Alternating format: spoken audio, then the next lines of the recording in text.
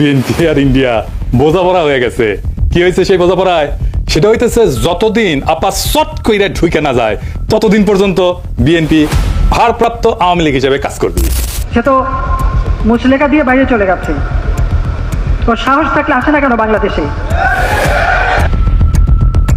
তারেক রহমান হঠাৎ তার এই দেশে ফেরার আগমন জনমনে তৈরি করেছে এক বিষণ্ণতা।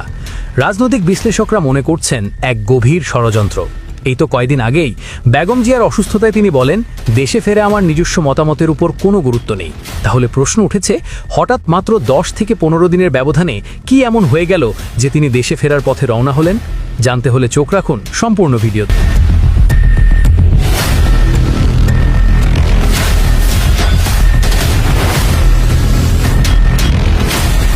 আজ 25শে ডিসেম্বর তারেক রহমানের আগমন উপলক্ষে ঢাকার 300 ফিটে তৈরি হয়েছে এক উন্মুক্ত মঞ্চ, যেখান থেকে জাতির উদ্দেশ্য ভাষণ দেবেন এই ভারপ্রাপ্ত রাষ্ট্রনায়ক। কিন্তু জনমনে প্রশ্ন উঠেছে, হঠাৎ বাংলাদেশে প্রত্যাবর্তন কেন? মায়ের মৃত্যু মুহূর্তে যে ব্যক্তি দেশে আসতে রাজি হন নাই, সেই ব্যক্তির কেন আগমন? প্রশ্নের তীর ছুটতে না ছুটতেই ভারতের আনন্দবাজার পত্রিকায় উঠে এসেছে চাঞ্চল্যকর তথ্য, যে বিষয়টি নিয়ে ইতিমধ্যে আলোচনা করেছেন দেশের অনলাইন অ্যাক্টিভিটিস্ট পিনাকি ভট্টাচার্য। পা রাখতে চলেছেন খালেদা জিয়া পুত্র তথা বিএনপির ভারপ্রাপ্ত চেয়ারম্যান তারেক রহমান। নভেম্বরে সমাজ মাধ্যমে তারেক লিখেছিলেন, এখনই দেশে ফেরার বিষয়ে সিদ্ধান্ত নেওয়ার সুযোগ তার জন্য অবারিত এবং একক নিয়ন্ত্রণাধীন না। অনেকেরই প্রশ্ন, দিন 15-18 মধ্যে কি এমন হইল যে তিনি দেশে ফেরার ঘোষণা করলেন? বাস্তব হইল, মানে এখানে কইছে কেন দেশে ফেরার ঘোষণা করলেন, এটা কইছে এখানে। বাস্তব হইল, নয়াদিল্লির সমর্থন অনেকটাই নিশ্চিত করে ফেলেছেন বিএনপির ভারপ্রাপ্ত চেয়ারম্যান। বিদেশ মন্ত্রক সূত্রের খবর, বিদেশ মন্ত্রক মানে পররাষ্ট্র মন্ত্রণালয়, মানে ইন্ডিয়ার পররাষ্ট্র মন্ত্রণালয়, এটা কইছে বিএনপি ক্ষমতায় আসলে ভারত বাংলাদেশের মধ্যে যে চুক্তিগুলো আছে তাতে কোনো প্রভাব পড়বে না এবং বাংলাদেশের মাটিকে কোনো ভারত বিরোধী কাজে ব্যবহার করতে দেওয়া হবে না, এই মর্মে প্রতিশ্রুতি পাওয়া গিয়েছে তারেকের কাছ থেকে। কি মজা! ভারতের গোয়েন্দা সূত্রের বক্তব্য, ঢাকাকে পাশে পেতে নয়াদিল্লিরও দরকার বিএনপিকেই, কারণ কর্মকাণ্ড নিষিদ্ধ হয়, ভোটে লড়তে পারছে না আওয়ামী লীগ।